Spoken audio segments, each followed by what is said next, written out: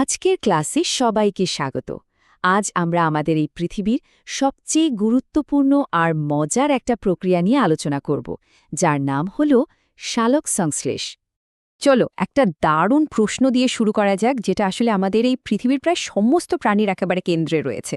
আচ্ছা, ভাবো তো, সূর্যের এই যে অফুরন্ত শক্তি, এটা কি করে এমন একটা জিনিসে বদলে যায় যা আমাদের সবার জীবন বাঁচিয়ে রাখে?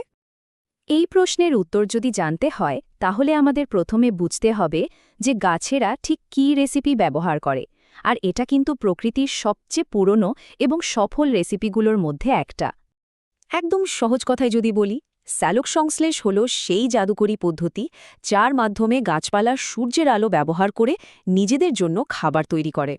এটিকে একটা ভৌত রাসায়নিক প্রক্রিয়াও বলা হয়, কারণ এখানে আলোর মতো একটা ভৌত শক্তি রাসায়নিক শক্তিতে রূপান্তরিত হচ্ছে। এই যে সমীকরণটা স্ক্রিনে দেখছ, এটা দেখে কিন্তু ভয় পাওয়ার কিছু নেই। এটা আসলে পুরো প্রক্রিয়াটার একটা সারাংশ। চলো এটাকে ভেঙে দেখি। বাঁদিকে কি আছে? 6 অণু কার্বন ডাইঅক্সাইড, মানে যেটা আমরা নিঃশ্বাসে ফেলি, আর আছে 6 অণু জল। আলোর উপস্থিতিতে এই দুটো মিলে ডান দিকে কি তৈরি করছে? 1 অণু গ্লুকোজ। এটাই হলো গাছের আসল খাবার। আর আমাদের সবার জন্য খুব জরুরি 6 অণু অক্সিজেন। দেখলে তো, পুরো ব্যাপারটা এই একটা লাইনে বলা আছে। বেশ, রেসিপি তো জানা গেল। এবার চলো তো দেখি এই অসাধারণ রান্নাটা ঠিক কোন জায়গায় হয়। সালোক সংশ্লেষের প্রধান রান্নাঘর হল গাছের সবুজ অংশ, বিশেষ করে তার পাতাগুলো। এই পাতাগুলো যেন এক একটা জীবন্ত সোলার প্যানেল, যেগুলো সূর্যের শক্তিকে শুষে নেওয়ার জন্য একদম তৈরি। চলো এবার আমরা একটা পাতার ভেতরে ঢুকে দেখি। সেখানে আমরা পাব মেসোফিল কোষ। আর এই কোষগুলোর ভেতরে আছে আসল পাওয়ার হাউস, সবুজ রঙের ক্লোরোপ্লাস্ট। আর ক্লোরোপ্লাস্টের ভেতরে যে ক্লোরোফিল নামের সবুজ কণা থাকে, সেটাই কিন্তু সূর্যের আলোকে ধরার কাজটা করে। এই ক্লোরোপ্লাস্টকে একটা কারখানার সঙ্গে তুলনা করলে ব্যাপারটা বুঝতে খুব সুবিধে হবে। ভাবো তো, এখানেই কাঁচামাল হিসেবে জল আর কার্বন ডাই অক্সাইড ঢুকছে, আর সূর্যের শক্তি ব্যবহার করে তৈরি হচ্ছে ফাইনাল প্রোডাক্ট, মানে গ্লুকোজ। কিন্তু শোনো, এই কারখানার উৎপাদন প্রক্রিয়াটা কিন্তু একবারে বা এক ধাপে হয় না। এটা দুটো আলাদা পর্বে সম্পন্ন হয়। বলতে পারো দুটো ভিন্ন অ্যাসেম্বলি লাইনে কাজটা চলে। এই স্লাইডটা কিন্তু খুব মন দিয়ে দেখো। সালোক সংশ্লেষকে যদি ঠিকঠাক বুঝতে হয়, তাহলে এই দুটো বিক্রিয়ার পার্থক্য বোঝাটা খুব জরুরি। প্রথমটা হলো আলোক নির্ভর বিক্রিয়া, যার জন্য আলো লাগবেই। আর দ্বিতীয়টা হলো আলোক নিরপেক্ষ বিক্রিয়া, যেটা সরাসরি আলোর উপর নির্ভর করে না, কিন্তু প্রথম বিক্রিয়ায় তৈরি হওয়া শক্তির উপর পুরোপুরি নির্ভরশীল।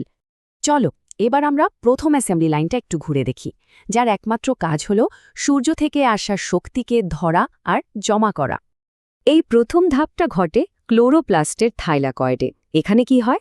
ঠিক যেন পরের ধাপের জন্য ব্যাটারি চার্জ করা হচ্ছে।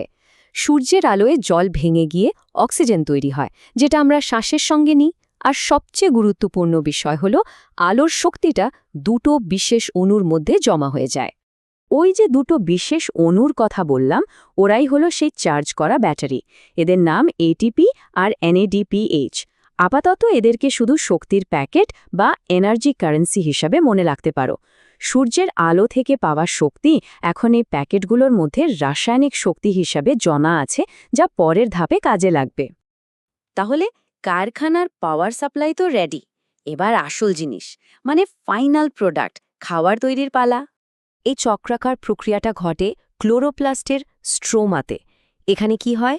বাতাস থেকে কার্বন ডাই অক্সাইড নেওয়া হয়, আর আগের ধাপে তৈরি হওয়া সেই এটিপি আর NADPH নামের শক্তির প্যাকেটগুলোকে ব্যবহার করে তাকে গ্লুকোজ বা খাবারে পরিণত করা হয়। এ প্রক্রিয়াটাকে এর আবিষ্কারকের নামে ক্যালভিন চক্র বলা হয়। আর এই হলো আমাদের ফাইনাল প্রোডাক্ট, গ্লুকোজ। এটাই সেই শর্করা যা গাছের সমস্ত কাজকর্ম চালায়, তাকে বেড়ে উঠতে সাহায্য করে। আর যেটুকু বাড়তি থেকে যায়, গাছ সেটাকে স্টার্চ হিসেবে ভবিষ্যতের জন্য জমিয়ে রাখে। আচ্ছা, যে কোনো কারখানার মতোই এই সালোক সংশ্লেষ কারখানার উৎপাদনও কিন্তু চারপাশের কিছু পরিবেশগত ফ্যাক্টরের উপর নির্ভর করে। এই ফ্যাক্টরগুলো কি কি? যেমন আলোর তীব্রতা, বাতাসে কার্বন ডাইঅক্সাইডের পরিমাণ, তাপমাত্রা আর অবশ্যই জলের যোগান।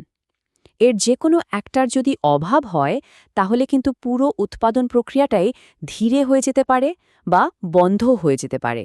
বিজ্ঞানী ব্ল্যাকম্যানের একটা খুব মজার নীতি আছে। উনি বলেছেন, পুরো প্রক্রিয়াটার গতি নির্ভর করবে সেই ফ্যাক্টরটার উপর যেটা সবচেয়ে কম পরিমাণে উপস্থিত। ব্যাপারটা অনেকটা একটা চেনের মতো, যার শক্তি তার সবচেয়ে দুর্বল অংশটার উপর নির্ভর করে।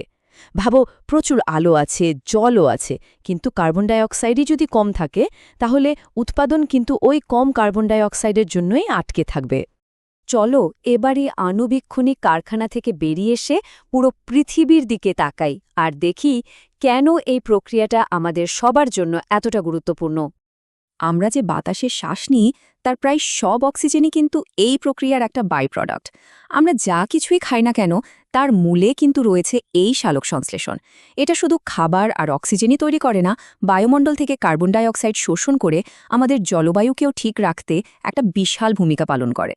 তাই একটা কথা মনে রাখবে, সালোক সংশ্লেষের বিষয়টা যদি ভালোভাবে বুঝতে পারো, তাহলে উদ্ভিদবিদ্যা বা বোটানির একটা বিরাট অংশ তোমাদের কাছে জলের মতো সহজ হয়ে যাবে, কারণ এটাই হলো উদ্ভিদ জগতের মূল ভিত্তি।